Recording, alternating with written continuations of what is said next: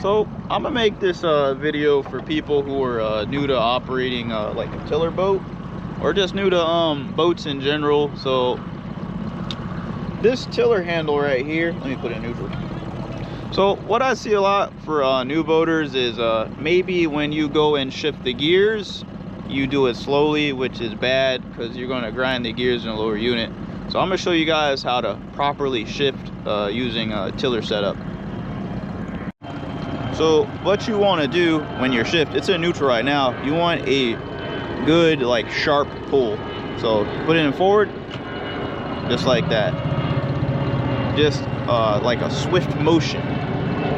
So when you put it in neutral, just a swift motion back, like that.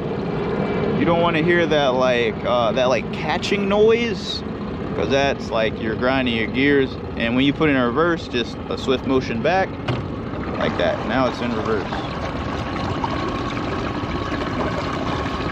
Say you want to go from reverse to forward, don't just pull this thing all the way forward. So you want to go to neutral, snap it to neutral, and now go to forward, like that. And that's how you properly switch between forward, neutral, and reverse, so you don't destroy your lower unit over time. Don't do it soft. Like you gotta put a little bit of force behind it, just like a little pop. So I hope this helps you guys, and make sure when you're shifting that you're in the slowest setting, the little turtle speed. So yeah, so when you shift, you definitely don't want to try to shift it going full throttle, obviously, but I just wanted to give you guys some advice. I'll catch you in the next one.